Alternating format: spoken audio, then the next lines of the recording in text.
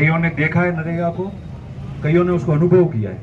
और कईयों ने उसको चलाया भी है। तो सरपंच रहा है, जनप्रतिनिधि रहा है, और गांव में रहने वाले प्रत्येक व्यक्ति को ये ध्यान है कि नरेगा हुआ, मनरेगा हुआ, क्या उद्देश्य था यूपीए सरकार का, मनमोहन सिंह जी ने या यूपीए चेयरपर्सन सोनिया गांधी जी ने किस सोच से इसको शुरू किया था और इसका ध्येय क्या था। ये तो एक मनरेगा की बात है, आप पीछे उठा के देखो तो ऐसे कई मुद्दे हैं। उसका कारण एक होता है कि जब पार्लियामेंट चलती है, संसद चलता है, लोकसभा राज्यसभा चलती है और लंबी चलती है, उस समय सरकार को देश के वर्तमान स्थिति पे, वर्तमान हालात पे जब विपक्ष के लोग घेरते हैं और बात चलती है तो उन सारे मुद्दों से भटकने के लिए जवाब नहीं दे पाए, तब आप देखो ऐसे बिल लाते हैं वापस और उस पर चर्चा करो, ताकि 2-3 ऐसे बिल आ जाए और 2-4 दिन चर्चा में चले जाए और टाइम लंबा खींच जाए, तो वो जो संसद का समय है वो निकल जाएगा ऊपर होकर, और समय निकल जाएगा तो दूसरा मामला जो है, विपक्ष के नेता राहुल गांधी जी हो, ये जो विपक्ष में जितने भी हमारे साथी दल बैठे हैं, वो सारे मिलकर अगर उसको उठाएंगे तो इनको समय नहीं मिलेगा, लोगों को पता नहीं चलेगा और उस बात पे बहस नहीं करनी पड़ेगी, जवाब नहीं देना पड़ेगा और उससे छुटकारा प्राप्त हो जाएगा। इसलिए ये सारा काम जो है केंद्र की सरकार ने हाथ में लिया है और उसी में ये काम ले लिया। पहले मनरेगा, महात्मा गांधी जी जिस प्रदेश से देश के नेता थे, राष्ट्रपिता किसको कहा,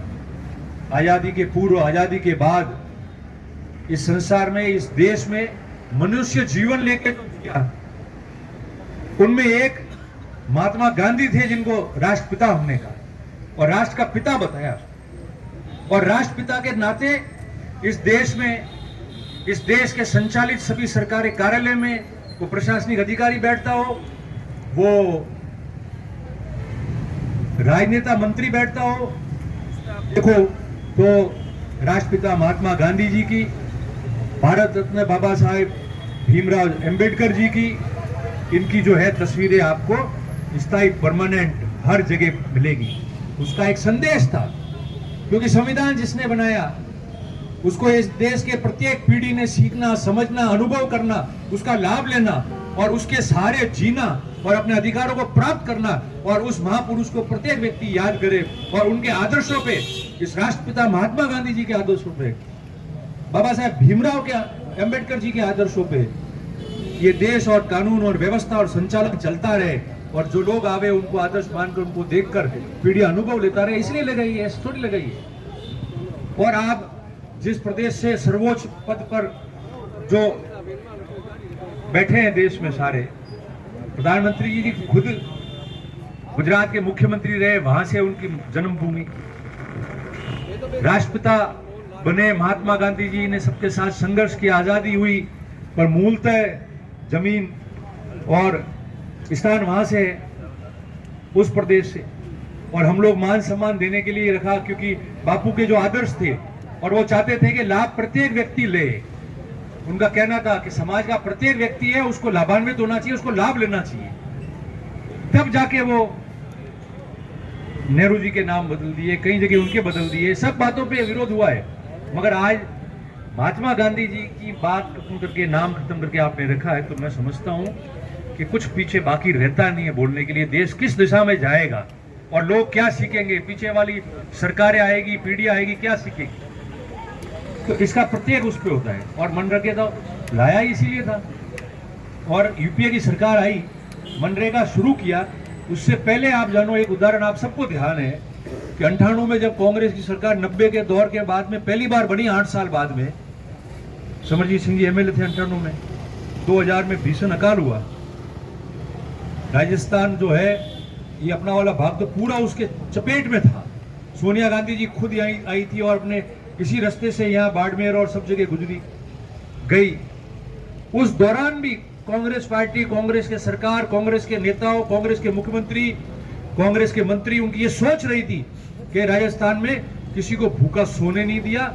मरने की तो बहुत दूर की बात है, और इतिहास गवाह हो गया था कि गेहूं की बोरियां जो है वो जमा हो गई थी काम करने की। इस सोच से और उस भावनाओं से काम किया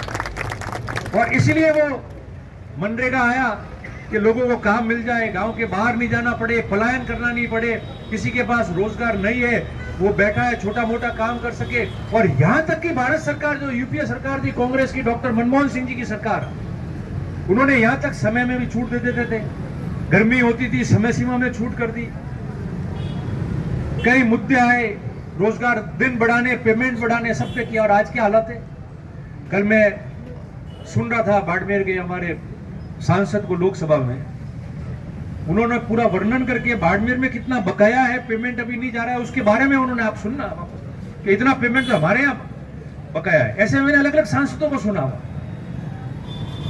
तो जो भी बात चल रही थी, पूर्व वक्ता सब कह रहे थे कि पेमेंट कम करने, काम कम हो जाएगा, देना नहीं है, गोली से मारो या धीमी गति का जहर देके खत्म करो। कार्रवाई वो चल रही है कि धीरे धीरे करके इसको जो है पैसा नहीं आएगा, काम ज्यादा खोलेंगे नहीं, लेबर कम हो जाएंगे, फिर कह देंगे योजना मृत हो रही है,